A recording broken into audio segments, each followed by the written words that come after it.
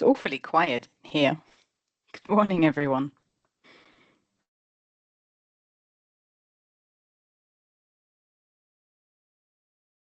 Good morning.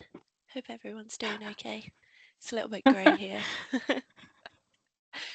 It's all right here. I was wondering if you've all been muted and only I was allowed to speak. Morning. Morning, everyone. Morning, Helen. Or evening. Good morning. Morning, Yvonne. This is Or Ata evening. from Nigeria.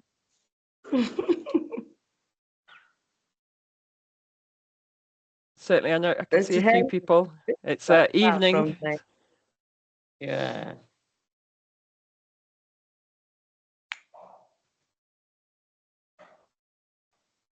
It's certainly evening for Felicia. Hi, Felicia.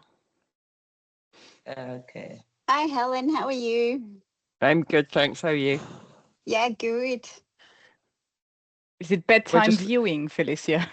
No, it's not. I'm just on my phone because I'm going to have to do the soccer training pickup and have the girls listening in the car shortly with me. I promise I won't swear. It's fine. It's not part of the script anyway. Yeah. I think it's evening. It'll be evening for Anne when she joins us. So I know she'll come. She's be joining us soon. So.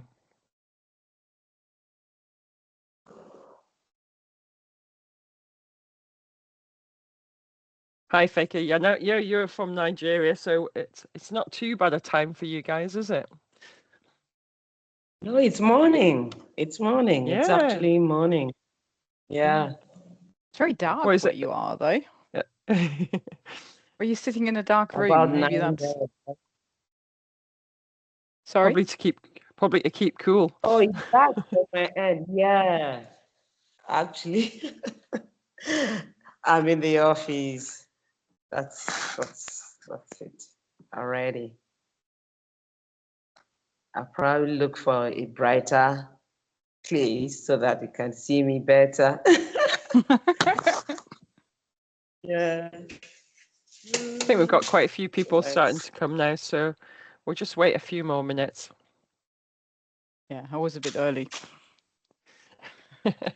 Super keen to talk to us. That's nice. Well, fabulous. Yes, I was.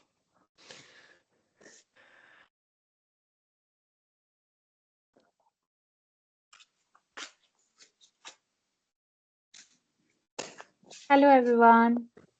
Hello. Hi, Angela. How's things? Are you in Japan at the moment then? I'm in Japan right now. Yeah, I thought. Yeah. One more year here. And then I'll be back. So what time is it with you then, Angela? I can't work that one out in my head. Right now? Yeah. It's 5 p.m. Okay. So it's it's not too. That's not too bad for you. So it is just it'll just be fun. Yeah. So, the next timing was like 1 a.m. So I chose this one. Can't blame you. Yeah. This one was very convenient for me. I think as Europeans have done quite well at this about with Yvonne's time slots. So we've got sort of bookend of either part of the day, so it works out really nice. So apologies. But it's always the challenge of trying to get all sides of the globes, because we've got partners and colleagues in North America as well, and then Anne and colleagues are right out in New Zealand. So it always, I think there's literally usually one hour time slot that just about works for everybody when we have our executive meeting. So isn't it, Felicia?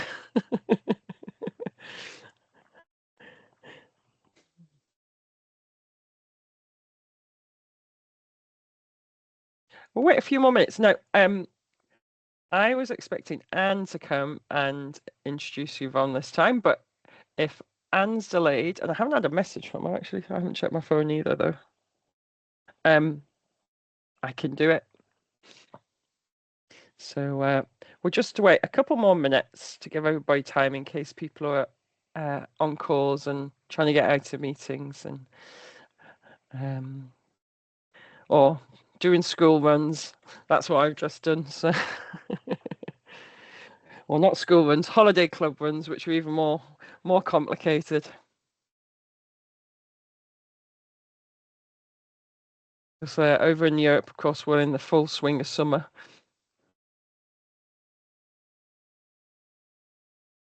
So, We've been hearing about how warm it is over there this year. yeah, we've had sunshine and heat waves in the UK. You might need an air conditioning soon. We will. Well, we will. Down in London, certainly. I mean, the temperatures down there have been pretty staggering. It's not even just the heat. So the heat has now calmed down. So we're now high 20s, which is still pretty hot That's for London lovely. consistently. We have had no rain for probably about 6 weeks, Yeah. which Yeah, is wow. unheard of. And I think it's probably the longest time it hasn't rained in the UK, or at least in the southeast where I am based. Yeah. So, yeah, and temperature set to rise again over the weekend. So, Yep.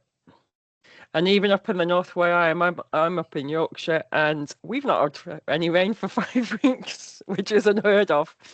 So the green rolling hills of Yorkshire are very, very, very brown at the moment. So it's yeah, lots of watering of veggie patches and gardens going on, which we've got a hosepipe ban down here, so can't even do that. Yeah, they haven't brought that in yet, but I'm expecting it any weeks. To be quite honest, it's yeah. We've had a fair bit of rain this year, and my drought tolerant garden doesn't like it. I've got plants dying from too much water.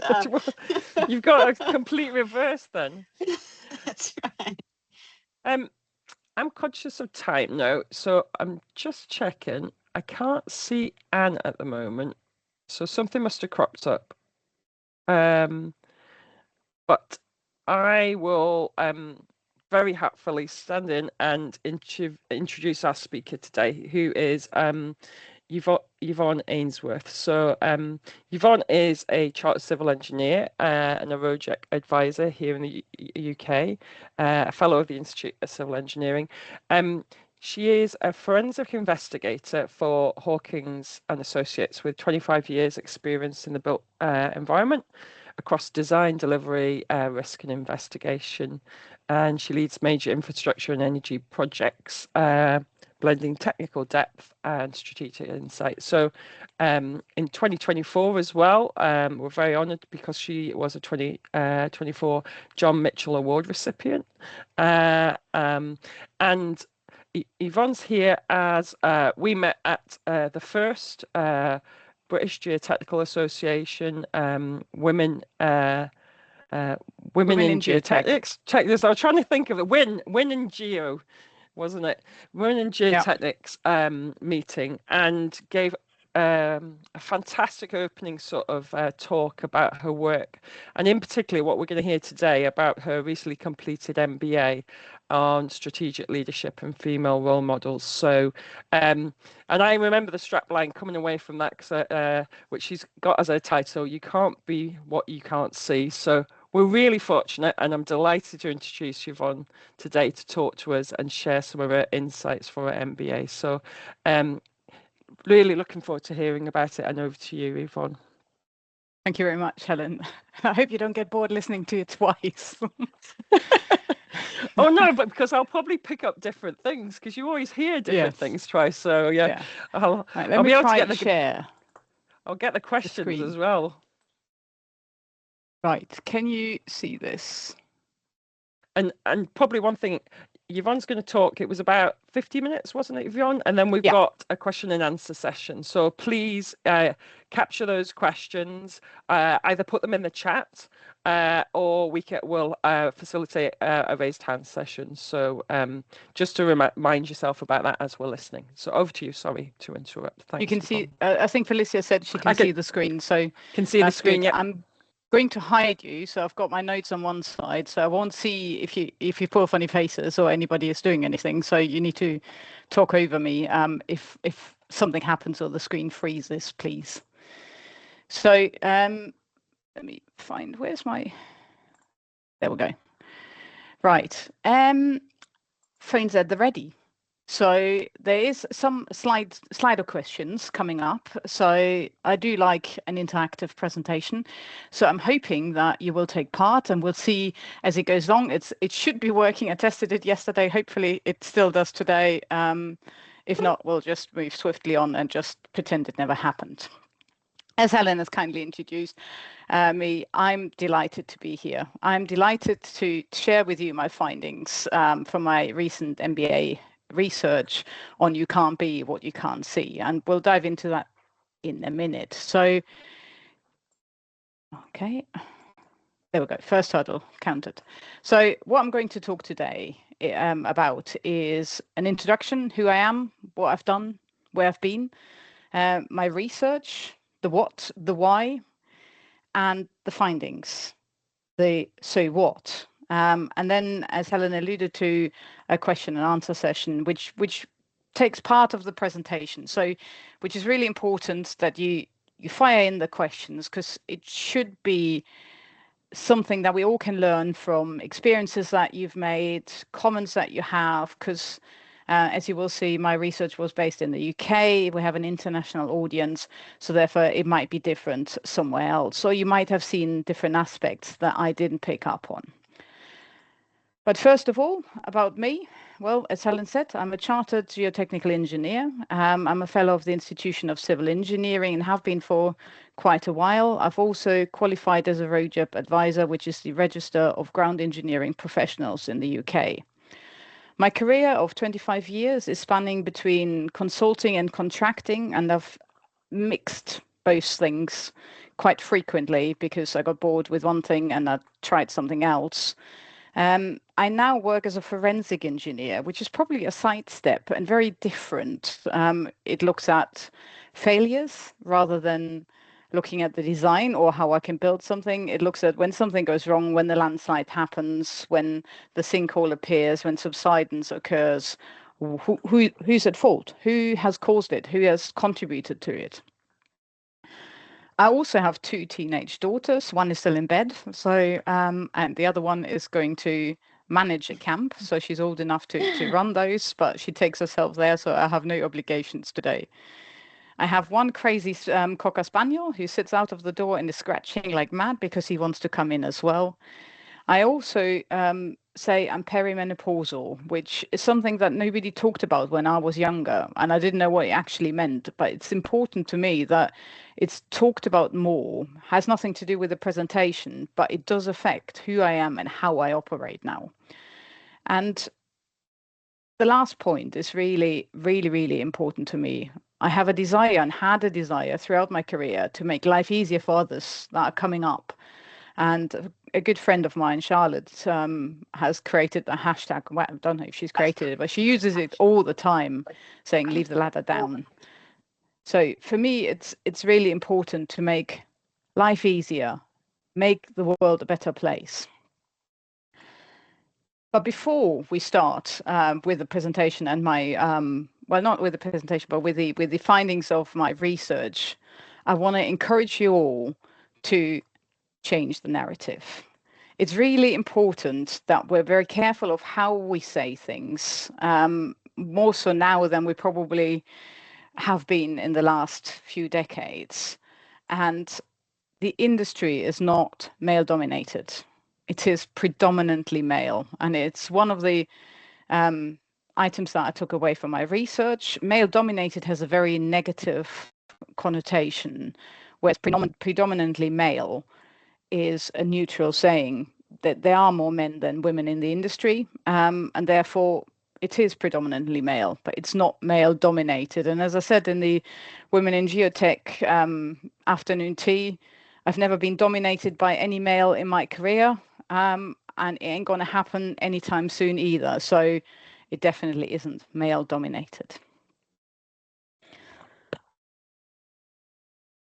So the what? So in research, in academic research, I've been taught it's the what, the why, and the so what. So the what. What did I want to do? Well, I wanted to look at the impact of female role models on career aspirations, progression, and retention for women in the UK construction industry. And you might say, why is this not wider? Why so narrow down? It's because there's a limited time period available, and if you broaden it for, say, for all women worldwide, the research becomes phenomenal. So this was the title, with a subtitle, "You Can't Be What You Can't See." And I was looking at how do female role models affect confidence, motivation, and perceived barriers, and how we increase the visibility and impact of female role models across the industry. I hope you're ready. Here's a Slido. So when you hear the phrase female role model, what is the first word that comes to your mind? And I'll leave that up there for about a minute or so you can hopefully join. Please. Oh, yeah, I can see something happening. So it is working.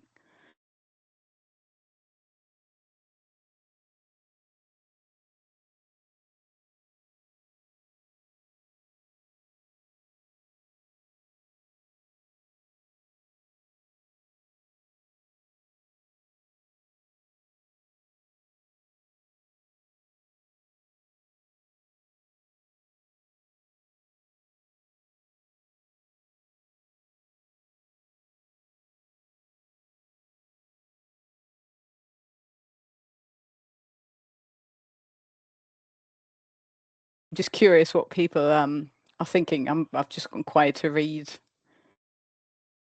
And it doesn't influence what the presentation is about, but it's quite interesting to see different people's opinions.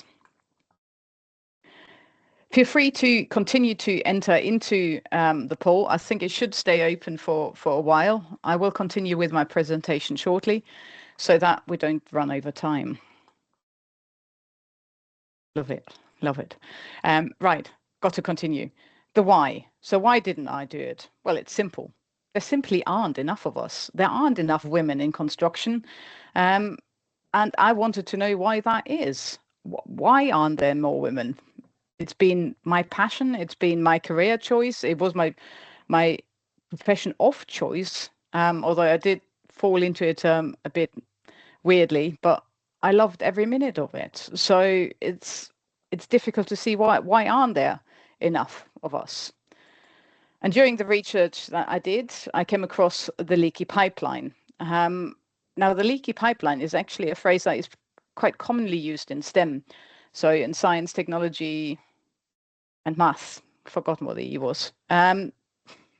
But yeah, it's typically declares the loss of women in STEM subjects over the years. And when we go to the Office of National Statistics in the UK and we look at the data set, so the Office of National Statistics, for those of you who aren't familiar with how they do it, they undertake questionnaires of businesses. So they ring businesses. They've got people conducting reviews and questionnaires with businesses, and they ask all sorts of questions, and that it all feeds into a big pot. And then there's a lot of statistical analysis being done. Now, the data set we see here doesn't mean that there has been the absolute number of 19% in 2022 of women in the industry. It's an extrapolation of the data that they've given. So we've got to take the numbers with a pinch of salt. But the trend is clear, especially when we look at the working life of a normal person with an academic background, not from the trades, in construction. We can clearly see that it's going down. So we are losing women. So the older women get, the less, or the fewer people, the fewer women we have in the industry. Now, there's various reasons, which we'll explore later. But that is just the starter. This is my why. Because it was academic research, there's obviously some theory and academic reading. I won't bore you too much, but I found 3 theories very interesting, and I wasn't aware they existed. So the first one is possible selves theory, which talks about the motivation through cognitive representation of themselves. So it was done or created by Marcos and Nurius in 1986, and explains what individuals would be visualizing future selves to guide their behavior. So in more concrete language, it says it guides people of what they might become, what they would like to become, and what they're afraid of becoming. For women in predominantly male environments, such as the construction industry, role models demonstrate that senior roles are attainable, which is particularly important when there's a limited number of women present, and it motivates the others to strive for the same. So this particular theory says possible selves is the bridge that connects cognition to motivation. So by seeing others, it motivates them to do and strive for more. The second theory was social cognitive theory, career theory, which was done by Lent in 1994. So it talks about how role models can help translate imagined futures into self-efficacy and outcome expectations. Now, and if you're like me, a non-native speaker, self-efficacy is a really difficult word to say, but also isn't part of my normal vocabulary. So I had to look up what it means. And it means an individual's belief in their own ability to succeed. So your own feelings about what you yourself can do and can achieve. It also talks about vicarious learning. So it's if she can do it, so can I. So vicarious learning being the acquiring of knowledge, skills and behaviors by observing others rather than through direct experience. So this means that you don't have to make your own experience, but you can see others having made the experience and take from it. And then lastly, it shapes individuals' aspirations, their goals, and their persistence when faced with barriers. And as I said before, the barriers we talk about in a little bit. But most people have encountered barriers in their career, and that doesn't just relate to women. So persistence when faced with barriers is a key driver. And lastly, motivational theory of role modeling. So that is quite a recent theory that was formed by Morgenroth in 2015. And it talks about visibility matters, which is pretty much what my presentation or my dissertation was about. But it also says that goals have to be attainable and desirable. So there's no point having something that can be reached if you don't want to reach it, or vice versa. If you want to reach it, but you don't think you can, then there's no point. It doesn't motivate you to get there. So women can inspire others by occupying leadership positions, demonstrating that women have a place at the leadership table and that such positions are indeed attainable. Role models therefore make career advancements more attractive through their visibility and success, and shift beliefs from being possible to being desirable, and enhancing and sustaining ambition. So this theory links the previous ones. It says why role models inspire and motivate, not just that they do. So much about the theory, the interesting bit, the interviews. So I conducted interviews as part of my research. 24 women volunteered to take part. 9 of them were senior levels and 15 of them were mid-career women. So I classified them. It wasn't a self-classification, and it was based on the definition that a senior woman must hold or have held a senior leadership position.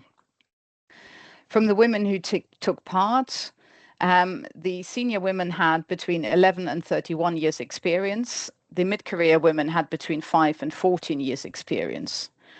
All senior women had caring responsibilities for children or had them in the past, but only 3 mid-career participants were in the same boat. For 5 participants, English was not their first language, and 2 participants openly identified as belonging to the LGBTQ plus community.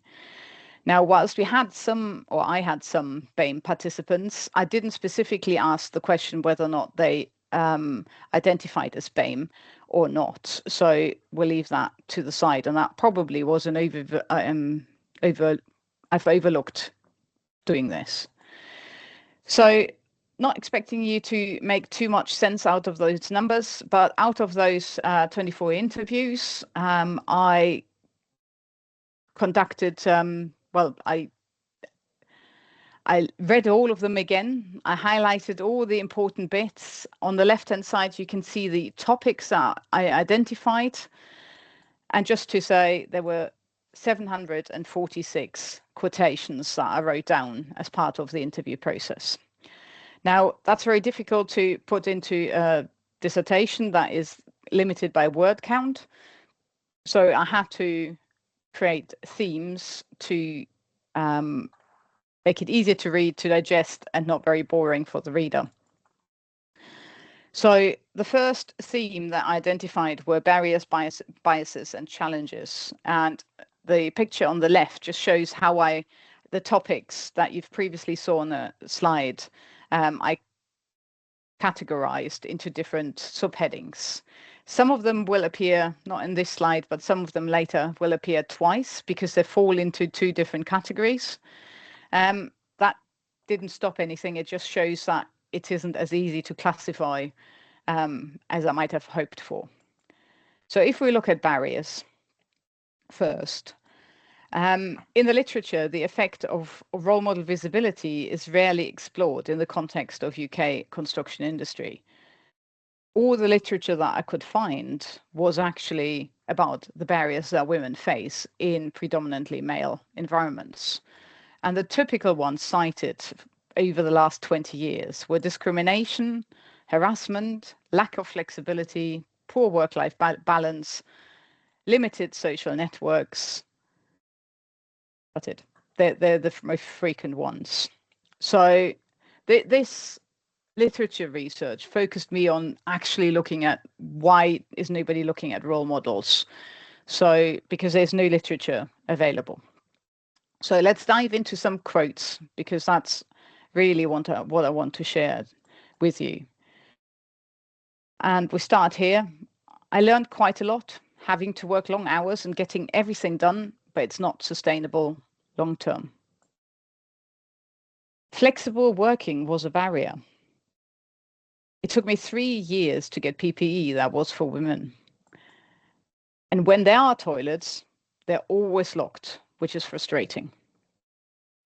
Now, we can see exactly those barriers that were identified from the literature research: long hours, work-life balance, flexible working, PPE and toilets as well, a frequent topic, which is quite rightly being addressed. And there were many others, but they were all falling into the same category. Children, I was expecting to see as a barrier, or at least as a holding back point. But mostly there weren't. One candidate says having kids didn't affect me at first from a career progression point of view. It was the 4 days a week thing that was the real blocker. So it wasn't actually that she suffered the detriment for having children, but it was that she didn't want to be a full-time employee anymore because she wanted to look after her children. Now, This might be biased because the people I've interviewed have had their careers starting in this century, if you like. One woman who started in the last century said it destroyed her career effectively. She couldn't see how she could be a working mum because at the time in the 90s, there simply weren't any working mums around and even work. And she was working for a reputable consultant in the UK. They didn't have any role models, they didn't have any policies, they didn't have any facilitation for part-time working or accommodations for childcare, for pickup, drop-offs, you name it. But when we go back to barriers, there were also women who said that there weren't any. I literally don't see any barriers other than the same that you would have being male. More inconvenience, not barriers. So, and that's probably also okay. As in, I'm not judging people. What I'm trying to say is that people don't always perceive barriers. And there were quite a few senior women who didn't see those barriers. And it might be that they didn't see barriers that younger people, and I'm 50, so anyone younger than me is younger, if you like. So it's not specified to a certain age group. So that my next generation, if you like, didn't see any barriers. Sees barriers where people of my generation didn't see any barriers is because it was just the way it was. Sorry. Now, how did people come around those, or did they find any solutions? Well, some said, so in the end, I started behaving like them and them being men. So they didn't fit in as women in construction. So they started behaving like men. I'm going to be more blokish about it, and I'm going to ask for what I want. This was in relation to career progression, promotion, and pay rises. So we still had people identifying gender pay gap, where their male colleague with the same title, with exactly the same experience, was paid significantly more. So, and whilst the women interviewed often waited for someone to see it, nothing would happen. So this is what the last comment relates to. And then we've got other people, women who look to change their career paths, or looked at female role models or male allies to help them navigate the industry. I left that sector and selected a career path that was more conducive to family life. There's the awareness of their very existence, that's role models, and the fact that they're present and successful, and in the industry in itself acts as role model, as something that is attainable. I think these barriers would have been easier to navigate with a female role model and really good male ally or really good male sponsor. So people who have found barriers have also found ways to navigate them. The question whether or not they should, is that a necessity? Should they have to, is a different question that I didn't look at. So if we look at biases, and I found this picture online, which is, I think, that just hits the nail on the head. People said, when I first started, you would get asked to make the tea and take the minutes and all that stuff. And when I go on site with the guys, people will go straight to them and assume they're in charge. I have to be like, no, sorry, excuse me. Can you direct all of that to me? I'm the person in charge. Now, we probably have all come across these assumptions, biases. I certainly have. Early on in my career, I was asked exactly the same thing. People talking to my male colleagues who were my subordinates, or people asking me, am I here to take the tea and coffee order? Oh, well. At the time, I didn't think much of it. It was just the way it was. And bearing in mind, this was in the early noughties. But yes, I personally can identify very much with those quotations. But for some women, it didn't just stop there, because you could say they're quite benign. They're not right. Don't get me wrong. They shouldn't happen. People shouldn't assume. People shouldn't have a bias. But it did get worse for some women. And you may guess where this is going. You've got it. Sexual harassment. So I was sexually harassed by a manager. And if that wasn't bad enough, this participant said, I was made to feel it was my fault. And that wasn't a single incident. This wasn't a single story out of 24. I had another participant said, I had this site manager who used to tell me that he wanted to F me over the drawing board when we were in the office at night. And I mean, as shocking as this is, this participant didn't consider this sexual abuse or assault because there was never any physical touching. It was just undesirable behavior, in her words. There was no point in reporting it.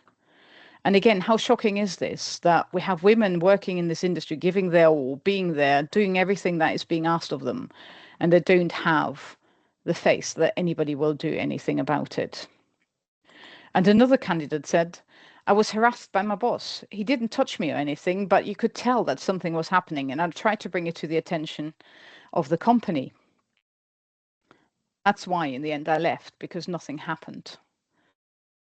It's a staggering 12.5% of participants who reported that their complaints were either ignored, they were moved to another site, or they were made to be at fault, rather than disciplinary action being taken against the perpetrator. And I think that really is the telling story here. It's shocking that even in some cases, HR just offered an agreement that the participant had to sign for them to leave the business. They got paid some money, they have to keep quiet, and nothing was ever done. So it comes as no surprise to me that women consider leaving the industry. One participant said, I'm ready to ditch the industry. It's not designed for women.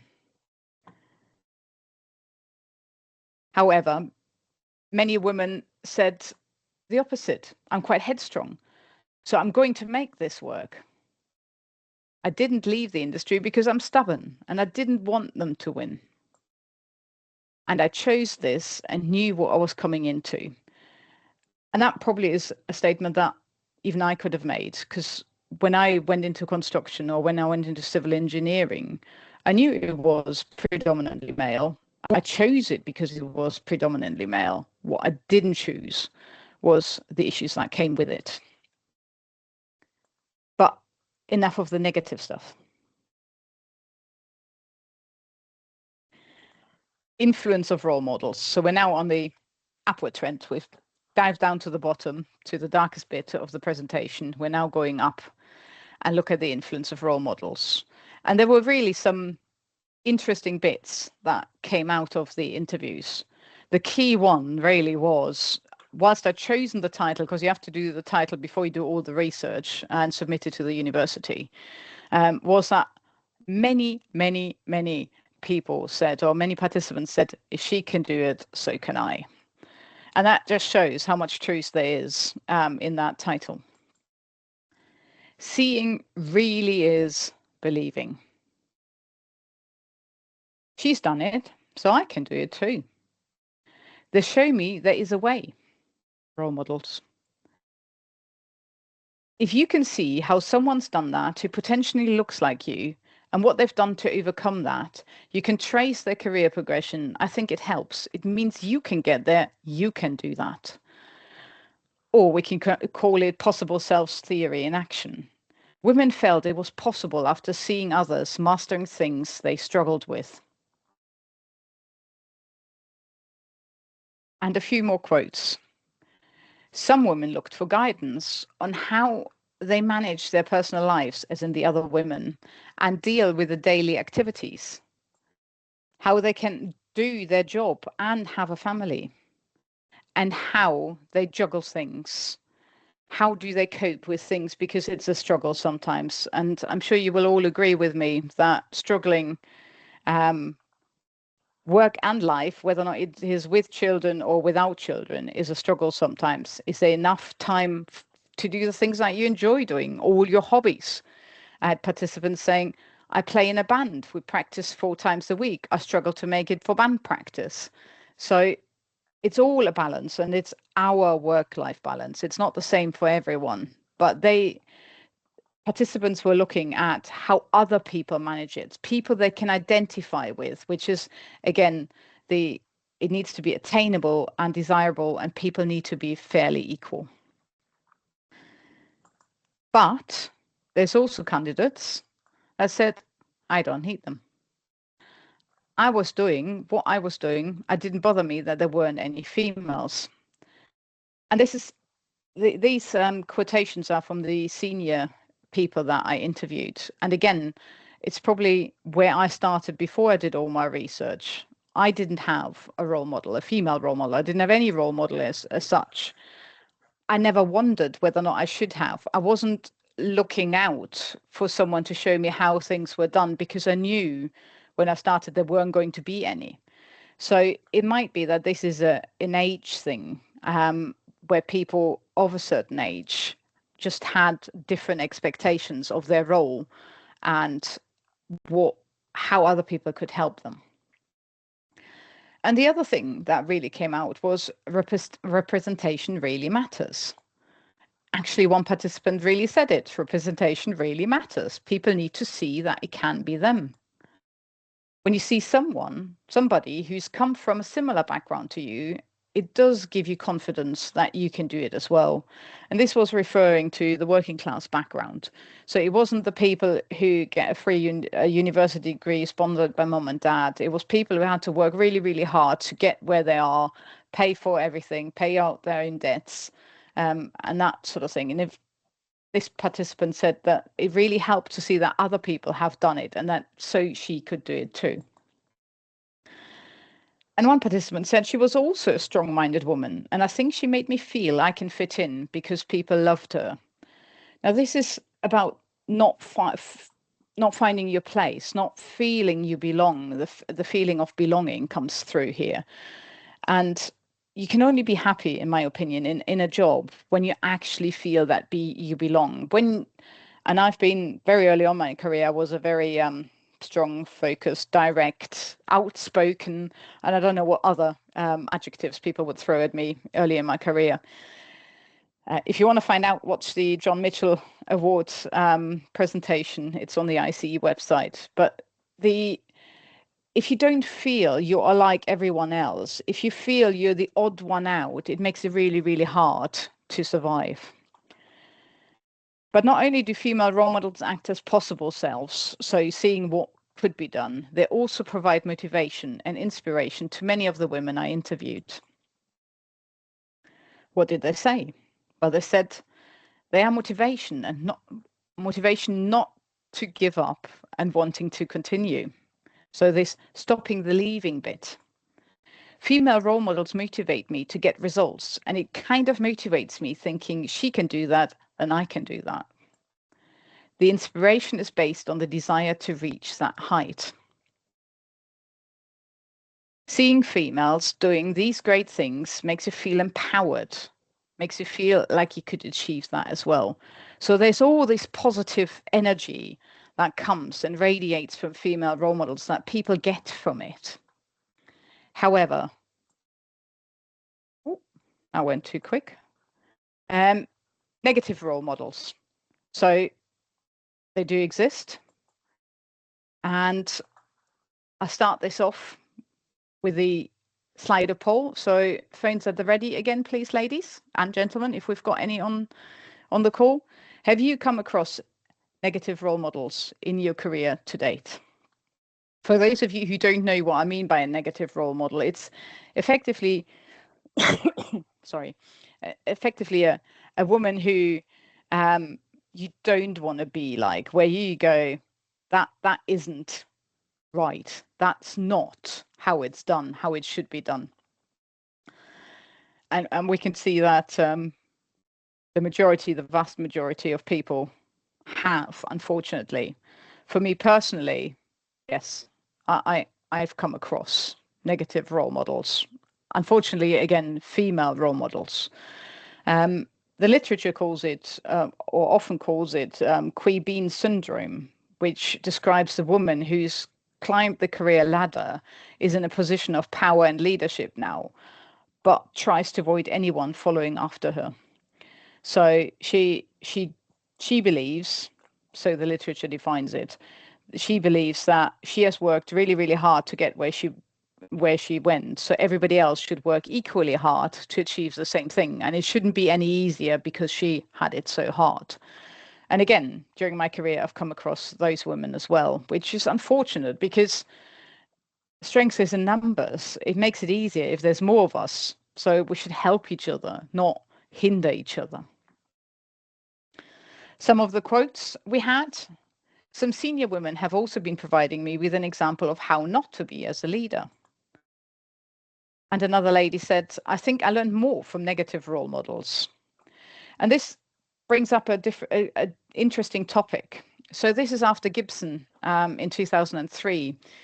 I had to bring in a diagram. I am, after all, an engineer. So it is about early and late career and the scarcity and prevalence of of role models, not female role models. Gibson didn't differentiate between male and female.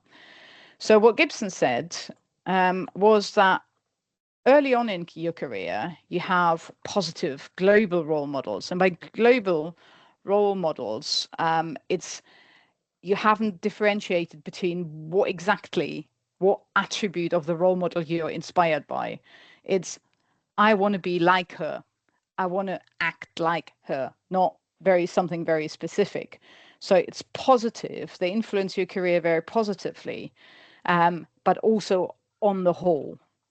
Later on in your career, there is a much bigger element of negativity and negative role models and positive specific ones. So the positive ones don't die out, thank goodness, but they become very they often become replaced by negative ones. Positive specific means I want to be able to command the room like her. I want to be able to negotiate a contract like her. So it's a specific element that you're looking for. And I thought it was quite interesting that it changes during your career, how you look at role models and what role models you choose, or even negative role models you choose because you want to avoid becoming like them. And the third theme is the importance of support. Now, it's about self-efficacy and the support requirements through networks, mentorship, and allyship. I won't have time to go through into every single element of this. It's really important that all of this exists. And unfortunately, I don't have time to talk about the authenticity conflicts and the importance of being an authentic leader. But the ones I've chosen is insecurities because it featured quite strongly in my interviews. There were a lot of people who questioned themselves. In the first instance, something goes wrong. Am I the problem? Did I get it wrong? The automatic assumption that they're not good enough. And I'm sure we've all heard voices in our heads saying, am I the problem? You're not good enough. But are we really the problem? Are we really not good enough? So women interviewed have tried to overcome this voice by gaining additional qualifications, accreditations, and various other bits. I've had people try their chartership or go for their chartership. I've seen people go for their fellowship. I've seen people get additional qualification like project manager, institute of director, you name it, they've all been there. So most people have tried to combat this, am I good enough, by some form of external validation. One candidate said, I had my confidence really impacted in my last organization. People kind of systematically doubting my abilities and making comments about my age and being a woman as well. Now, this is actually another interesting point, the intersectionality of the problem. So whereas my research focuses on the female aspects, it becomes something else when you have another attribute, let's call it attribute, one of the characteristics, sexual orientation, age, race, religious belief, etc., disability, it becomes something else. It's not just one issue. It becomes so much more complex if you're young and female, or if you're disabled and female, or if you're of a different skin color and female, or as many of my 5 of my candidates were, or my participants were, non-native speaker and female.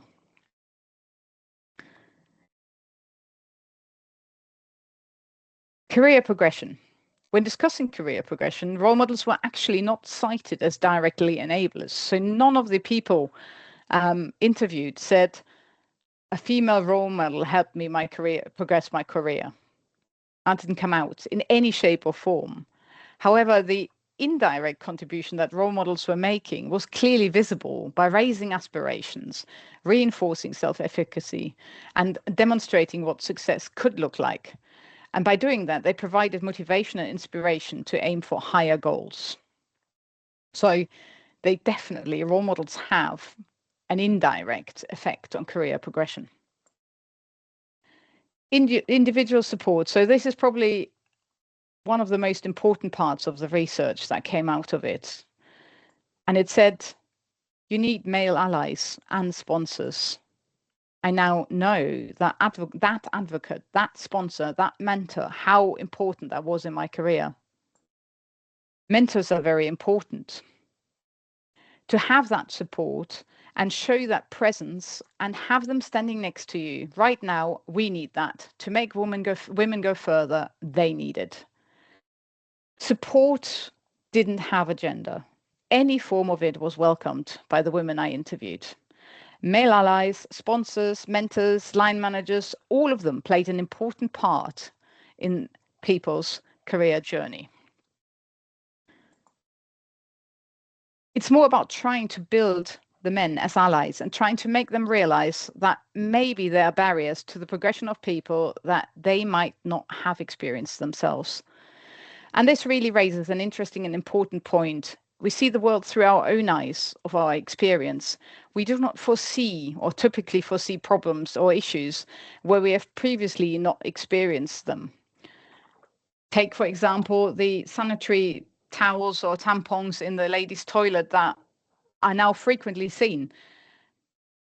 Who introduced that? I doubt it was a man.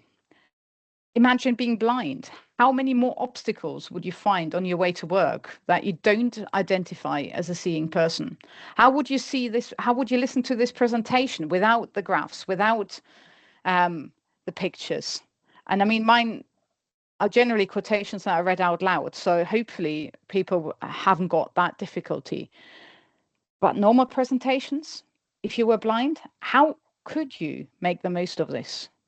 And in my opinion, it is the same with men. How can they see difficulties women experience when they simply don't? So this is where I think organizational support is really important. Obviously, organizations have obligations under the law now, different laws in different countries. But in the fight for talent, should they do more than the law requires? One quotation said, people that have trained us up and then opened the doors that I can't access yet. So there is the realization that despite all the training, sometimes you just can't open that door because you haven't got that network around you. You haven't got that influence. You haven't got that reputation yet. You rely on people, and typically either in your network or your organization, that helps you, introduce you to other people, other organizations, committees, you name it. Building a network within my workplace of people in the same position as me was how I got around the barriers. So this is not necessarily driven by an organization, but facilitated by it. It's allowing people to meet up, groups to form where people can discuss issues openly and find solutions, ask other people for advice, especially when there's far and few between you. The company needs to give the people the time and the facility to meet. I don't think it's only about role models. I think it's about those informal networks and those loose peer-to-peer connections. It is about women supporting each other or being there for each other. So again, it isn't a gender thing. It doesn't have to be a gender thing. Certain things like going through the perimenopause certainly is a topic that I would discuss with women, not with my male colleague, because he just can't know. The informal networks, the people that you can lean and reach out to. And the other one, just being supportive, not being the person with the queen bee syndrome, being a supportive leader, empathetic and authentic. One woman stated, we've got a women's network where we also support each other. It's amazing. And I loved hearing that because something has been done. Something is working for those people. They've got somewhere to go. Other ideas was maybe we should people on posters and showcase more. Now, on the other hand, there was some criticism of that idea by saying, yeah, but not all of us are superheroes. Not all of us want to be on a poster. Not all of us have something to talk about. There's these women who said, I just want to come to work and do my job. I want to do a good job. I want to do an excellent job. But I actually just want to do a job. And that's okay. We need to respect that too. Do we need more conferences like Women in Geotech? Should we have more women-only conferences? Or should we have women with fewer men around? Does that help? The feedback from Women in Geotech was quite overwhelmingly positive on how brilliant it was to see other people, how inspirational it was. And nobody criticized or nobody said that there weren't enough men around. So maybe that's a way forward, something to think about.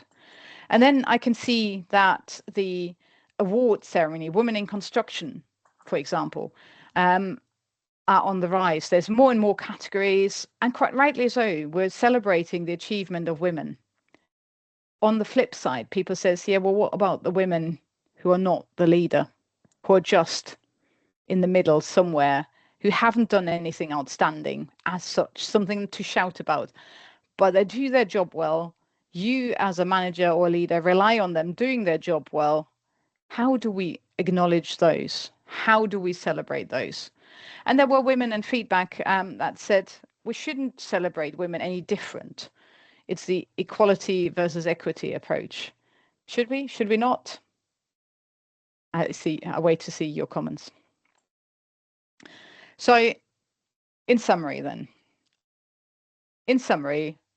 there is no doubt female role models are important, and that probably is an understatement. They act as visualization of what is possible and as motivation and inspiration to others. They are not enough to produce a meaningful change in the industry, and we're heavily reliant on male allies, mentors, supporters, networks, and organizational support. And there is definitely more work to be done to stop the leak. And it's now time for questions and discussions, which I'm really, really looking forward to. But before we do, I leave this up there to just feature in the background so you can type happily away. What do you take away from this presentation? I'm curious to see what impact this has, this sharing of knowledge. But I'm also looking forward to starting the discussion. Yvonne, thank you ever so much. That was just phenomenal. What a way to start the day for us over in Europe, or to finish the day for those over in Asia Pacific. So just brilliant. Thank you. What a phenomenal piece of work it is.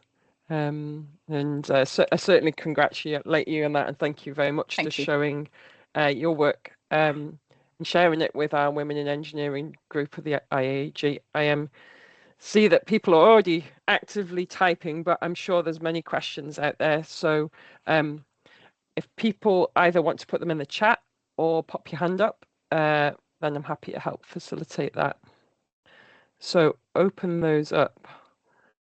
And if it's, or maybe everybody's beavering away a little bit.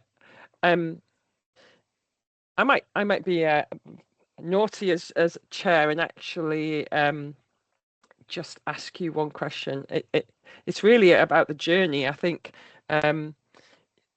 from starting your research to where you are now, what are the key things that you have learned on that journey, and maybe some of the key takeaways? You've given us all the data and facts, but how has it sort of changed and transformed your thoughts and how you act day to day in your day job? I think there's two, at least, probably more, but two fundamental ones.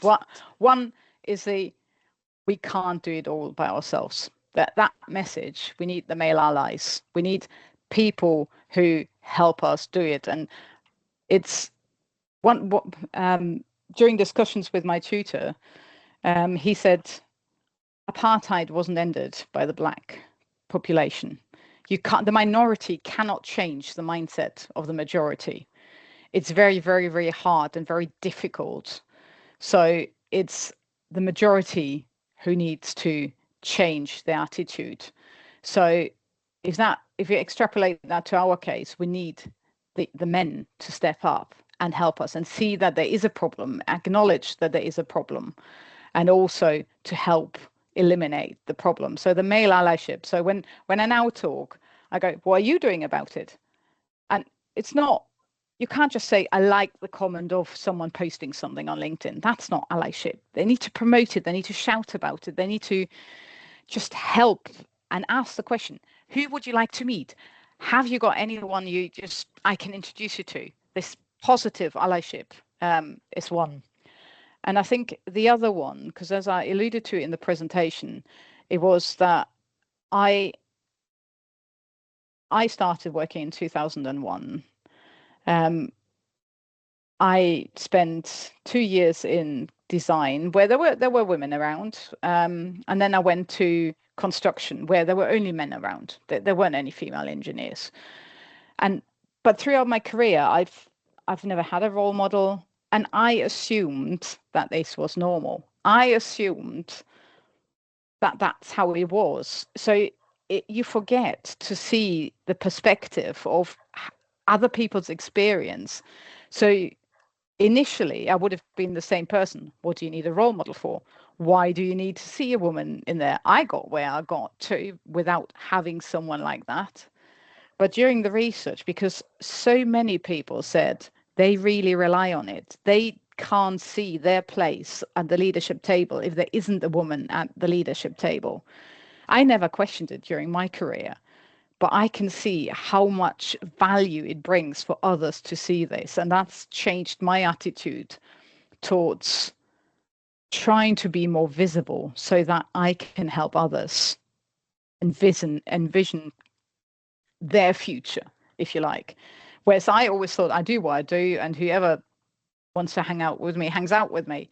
But I've realized that I've got a far more important role to fulfill that as such has no benefit to me, but so much benefit to others.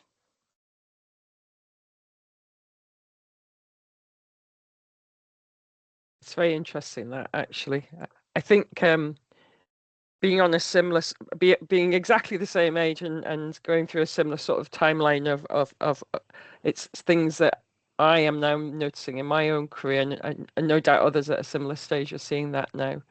That sort of we now have a role to play to support our colleagues to bring people through the industry. It's absolutely important. I see we've got a hand up, so I'll stop blathering and move over. So Rebecca, hi. Hello. I have so many questions because I find this whole thing very interesting. But just for reference, I am within the first 5 years of my career, so I'm 26 in 2 days. So I'm obviously coming at this from a very different angle. But my question that I wanted to ask you is not directly linked to what you've talked about, but still very much to get your opinion. As a young person, a lot of the people that I speak to talk about moving companies lots when they want a pay rise or they want a promotion, and I don't see a lot of young people staying in jobs for long periods of time. But then I also listen to my older male colleagues talk about how they don't respect people that make this move frequently. Do you think that the moving careers to get higher progression, higher salaries is something that affects women in a different way, well, people that identify as female in a different way to how it affects our male identifying colleagues because of all these things that are barriers or perceived barriers? I think yes and no is the answer. So yes, I start with a no actually. I think male colleagues or young male have got the same problem, that they often don't get the promotion or the pay rise. So I don't think it's a typical male-female conflict. Where it becomes the yes is women are less likely to ask for the pay rise. They expect to be seen. They expect to be noted. And I've only asked for a pay rise once in my career, and then I got 10 grand extra. So, and it was immediate. He says, shit, I didn't look at this, my boss said. So women are notoriously bad at asking for things. Now, I'm not saying demanding. I'm not saying I deserve this and therefore you must give it to me. For me, going back to the earlier point, should we move employers? So I've moved employers quite a lot, and it is still negatively looked at. People question why you're not sticking with something. I think you have to move when you cannot work with your employer anymore. If there's any case of discrimination, harassment, when they don't listen, they don't talk to you, I urge you for your personal sanity to move. But with regards to promotion or pay rise, I'd say have a discussion with your line manager. If the line manager is completely ignorant, go to her line manager. So ask, discuss it, because it might be just like my case where my boss immediately from that very day, he said, yep, I've instructed payroll to give you a 10 grand pay rise. I forgot. I overlooked you. Everybody makes mistake. So, and if you can lay out saying, look, my colleague does this, I do the similar, or I do more, we are on similar levels, why don't I earn more? Or I think I'm ready for the next step up. I always say, have a business case. Sell yourself. Know what you're good at, know what you can do, and why you think you deserve more. And then most people will listen and either come back saying, yeah, but you can't do this, you can't do that, you can't do this. Or they say, yeah, I considered.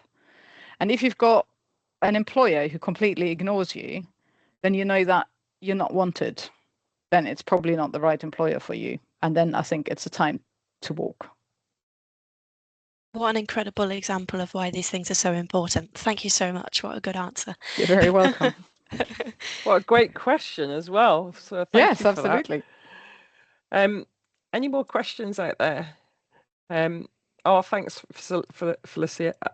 A comment there from Felicia about great presentation you've on. So thank you. You've got the opportunity now to pick Yvonne's brains and ask some of those questions. Don't be shy. Please reach out. If not, you're going to get me asking all my awkward questions, Yvonne. I was going to say, if not, I've got 4 more questions I can ask you. Keep going, because I'm sure they're questions that everybody has down. Okay, I will ask another one just because, as I say, I am very interested in this, and it's something that I was sexually harassed in my first 2 weeks of my first job, and luckily the company took it very seriously. And he eventually lost his job, but he did argue for that, and so like to keep his job essentially. And so one of the questions that I have for you is, there is obviously, as you said, if you're blind, you can't, the men don't know what they can't see. So if they're not being harassed in the workplace, how do they know what to do about it? So how can we make companies that maybe don't take it seriously, and how do we make our male colleagues who don't know that that's something that happens take it seriously and actually know that they're responsible for that too? How do we do that? Like, or do they have to do that themselves? Sorry. No, I think it's quite a lot to ask of a young person to start to do something about it. there's two elements to this. One is I have a big issue when HR is governed by the managing director, and the managing director tells HR what to do. HR should, to some extent, be independent and support the individual, the employee, and not be driven by what outcome the managing director wants. That I never affect. I have no power over HR. I have no power over the reporting structure. But that we'll leave that aside and assume HR do the job they got employed to do, and facilitate the law, employment law, and sexual harassment and discrimination, and all the other laws that HR are there to protect. So assuming they do their job, for me, it's key. If I sit in a meeting and somebody, it's not even sexual harassment, any harassment or inappropriate language, I call it out. I go in front of everyone and say, do you actually know what you've just said and how inappropriate this was? Because maybe because I had it all said to myself, I don't know, maybe because I don't care anymore, don't know. But I think it's so important that the people who have some confidence call out the behavior. And if we do, then it makes it so much easier, for them to recognize, because often they don't recognize the inappropriateness. Now, sexual harassment, don't get me wrong, that's, as far as I'm concerned, a criminal offense, and people know what they're doing. But often people use phrases that are completely inappropriate in the context when you're talking about race, for example. And I can't see any of your faces, so to call someone mixed breed is just completely inappropriate in any setting, never mind in a professional setting, just because they've got two different nationalities for parents. So those things need to be called out. Now, I'm not expecting everyone to be as confident and as outspoken as I am and I would be, but it might be that those people who aren't quite as outspoken could go after the meeting saying, do you actually realize that you really hurt that person, or that you really insulted that person, or that you constantly talked over that person? It needs to be brought to an attention. And I'm saying this because early on in my career, I was pretty horrific is the answer. So for the first 10, 15 years, I was the army general that would just command everyone to do. I didn't care what anybody thought. I just thought I know it all. I had eaten wisdom with a spoon, and a big spoon at that. So not like that anymore. But it was because people talk to me and says, do you know nobody actually likes you? I go, oh, don't care, don't mind. Why do I need to be liked? And then I realized that actually it is important, because you get so much more done if people like you, if people want to be with you, people want to be on your side.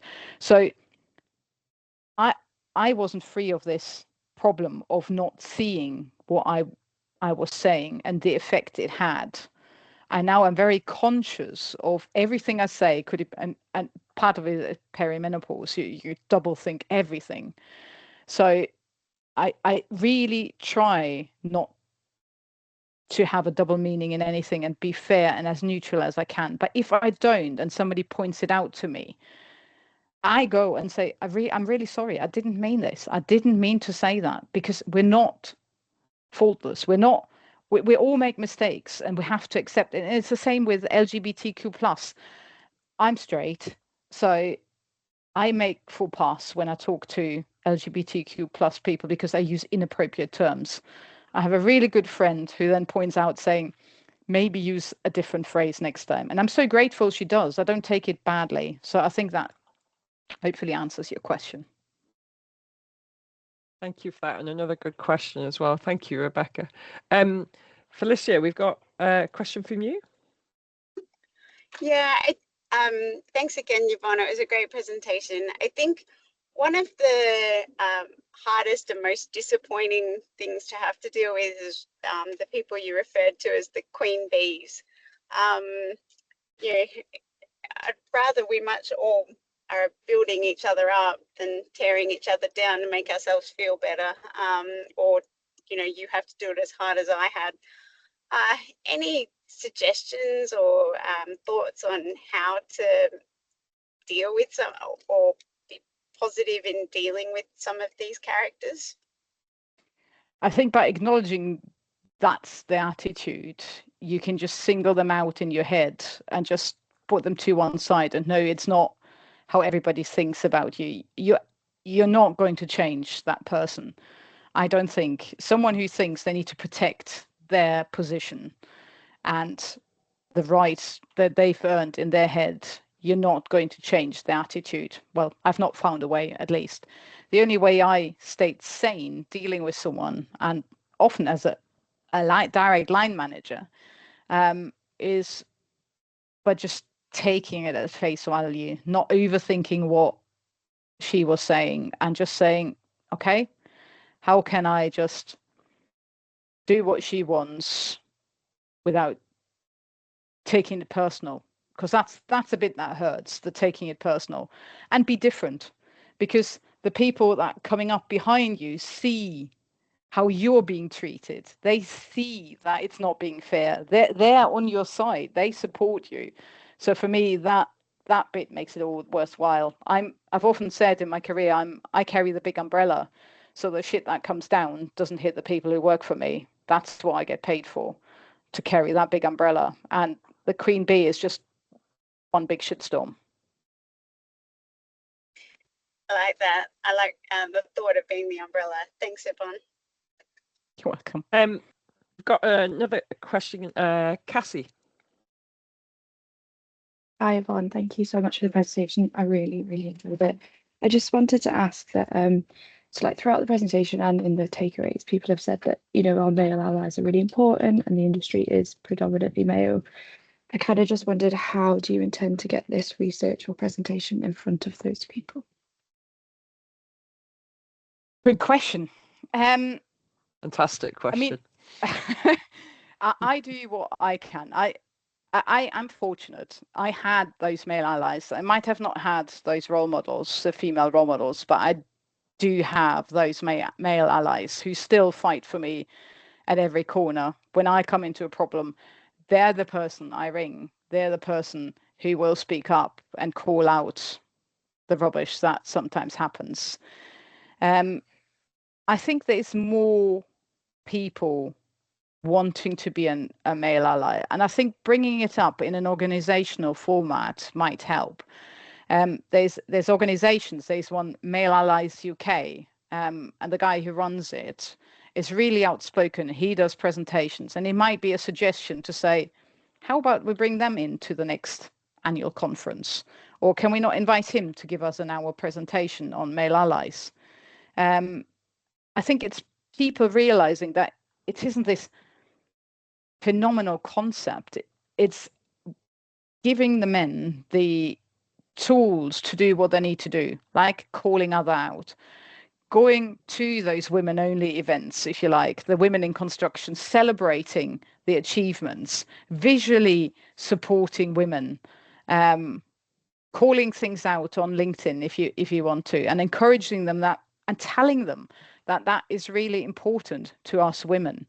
Now, it's difficult to move an iceberg for sure, but if we all try to emphasize the importance of things, people will, that there's enough men now who want to support us, who don't have this gender issue, this gender imbalance. The dinosaurs that I had to deal with, they're dying. Most of them are dead. So at least retired, not quite literally dead, but they're not there in the industry anymore. People now are far more, you're an engineer, you're a leader, you're a manager. So do your job as a manager, not I doubt your abilities because you're female. So I think there is a slow shift. It's not quick enough for my liking, but if we all do a little bit, it's this 1% increase. If you want increase something 1% every day, at the end of the year, you have a phenomenal result rather than trying to the 10% or the 50% halfway through the year.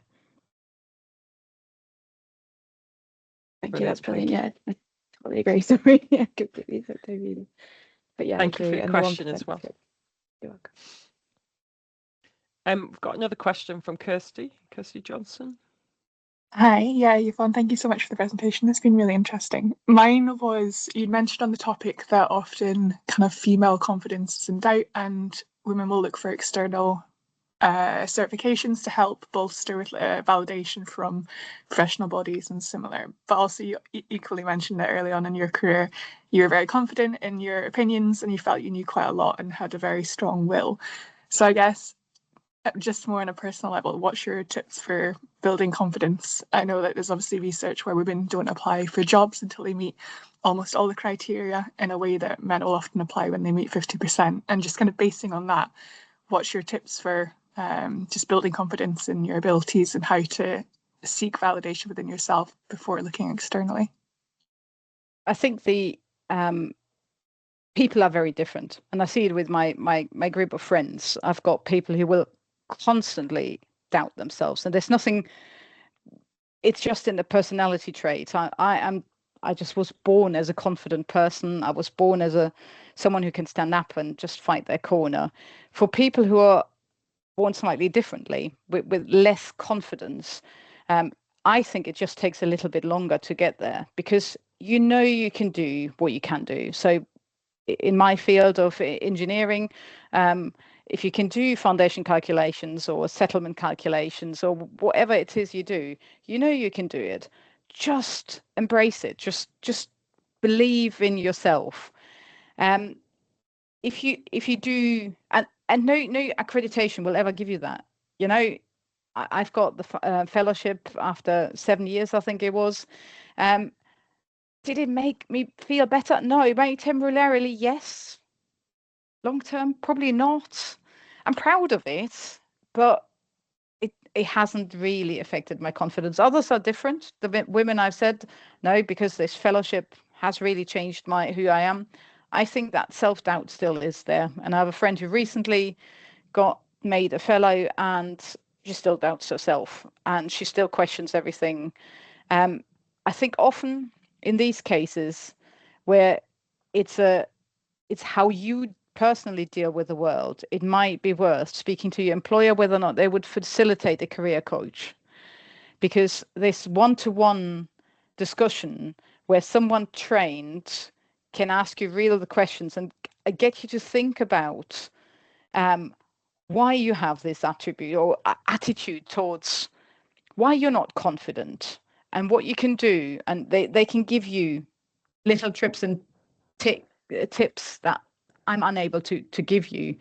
But those career coaches, and often larger organizations, are now able to facilitate this. Or you might be fortunate enough that you can afford it privately if you really wanted to move on and work on this. But these coaches, it's really, really good, I think. Yeah. Thank you. Just following up from that question, maybe what sort of insights about imposter syndrome did you get?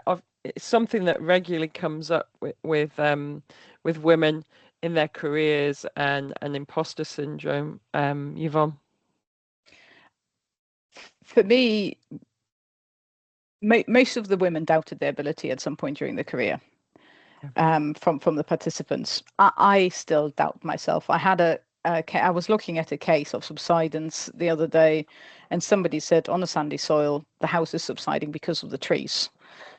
Now, sandy soil has no volume change potential, so therefore it can't be the reason. I know that. But what did I do? I researched whether or not I missed the trick, whether or not there's any way that my 25 years career plus a 6-year degree that I did actually failed to teach me that there is a way of doing it. So you can label it imposter syndrome, because I asked myself, did I get it wrong? Or did the other expert get it wrong? I think it's just a natural thing and it gets worse with menopause. So for all of you, you hope that it fiddles out at the end of your career. It absolutely doesn't. Sadly not. I think most people, most decent human beings, have the same problem. They see the problems with themselves first before they see problems with someone else. There's only what I call arrogant people who will blame someone else first before they look at internally. So the whole thing of imposter syndrome, which is a medical term, I'm not sure I buy into it, because I think it's just something that you naturally do if you're a decent human being, rather than an illness that has to be cured, if you like. It's I've not met a woman who doesn't try to find the fault with what she, and you see it in sexual harassment cases as well. Was the skirt too short? Was the top too low cut? Did she have too much makeup? Why are we doing this? Why are we looking at this internally rather than what is happening externally? And I think with our work, and when it comes to our abilities, it's a similar thing. We always go, was I not strong enough? Did I not speak clearly enough? Was I too quiet? I should have said, I should have raised my voice. I should have raised my hand. And it is there for sure. So if you want to call it imposter syndrome, absolutely, feel free. But I think it's a natural attitude of decent human beings. Yeah. Thank you for that. We're nearly up on time, but there's time for one last quick question. I don't know if anybody has anything out there. If not, I am conscious that, and there are some fantastic feedback, I think, hopefully in the Slido as well. I don't know if there's anything to pick up on that, but I think the role model side of things we've discussed as well really just shine out from that.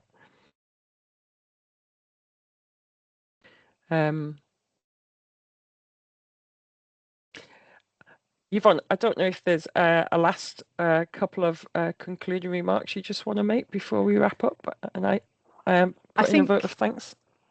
I think I saw it come up.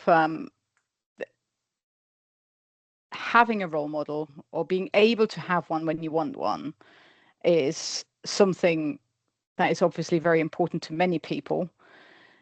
But there is a flip side to the coin of actually being a role model, because I asked that question during my interviews as well.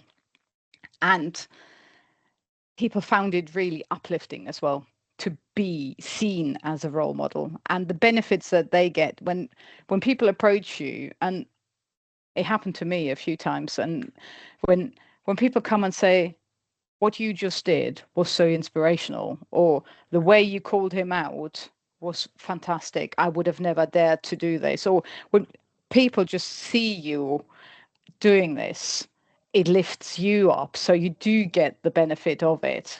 But the benefit to others is probably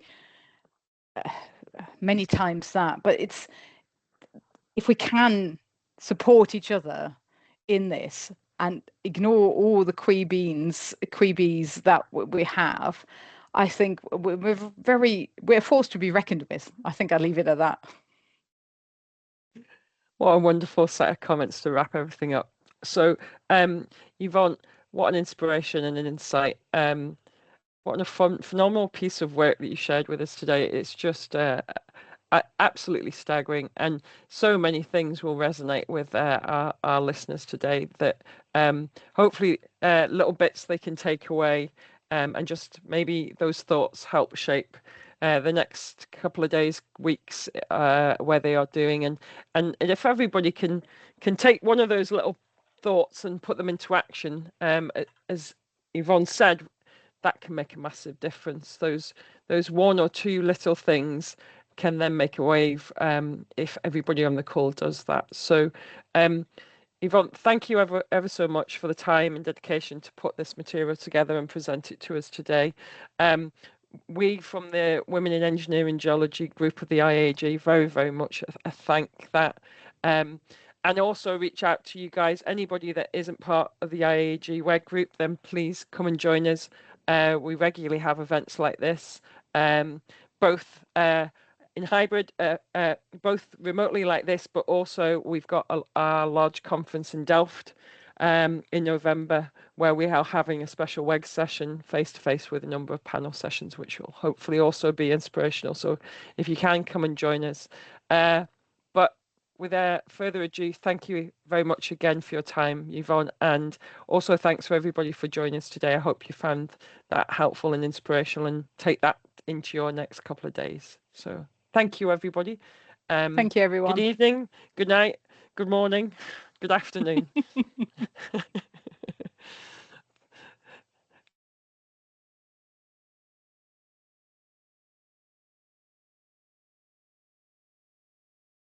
Thanks for that, Yvonne. It was absolutely fabulous.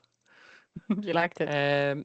I absolutely did. I think because we're also in a similar stage of the career, both in age and also in perimenopausal state at the moment, it did make me smile. There were so many similarities. So I think you get a little bit philosophical when you start to turn 50 as well, and you realise there's nobody behind you. So.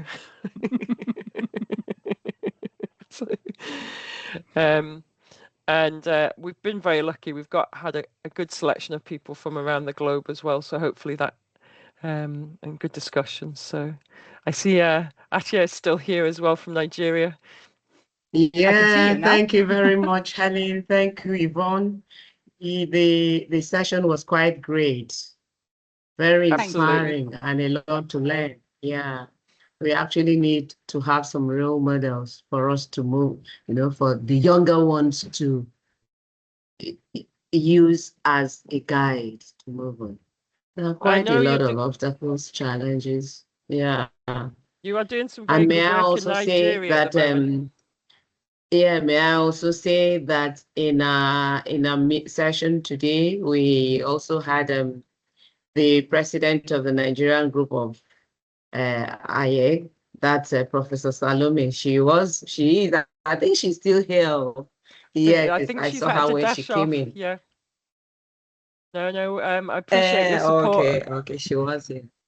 Yeah, and look forward to you being able to take that back to your colleagues in Nigeria as well. Sure. In fact, I sent in the link. I was thinking a couple of them were going to join. Even this morning, I reminded the women. The time will work for this afternoon as well if they wanted to join. There is so 5 o'clock GMT. There's a second run of this. So yeah. Perhaps that's the one they would want to join anyway. Okay. But this time it suits me better. Lovely to see you again. Anyway, take care. Yeah. Take care. Thanks, Yvonne. I will see you at the other side of the day. Absolutely. I'm a little worried actually where Anne's got to, so I'll send her a message. I know she won't be able to join because of the time difference later on, but looking forward to hearing again. I think there's so many things that I'll take away from a second time. So it's just the facts and the figures and the quotes are just brilliant. So thank you so much for it. You're welcome. I will go back to the day job now. Yeah, me too. Take care. I'll see you at 5 o'clock. Bye. Thanks. Bye.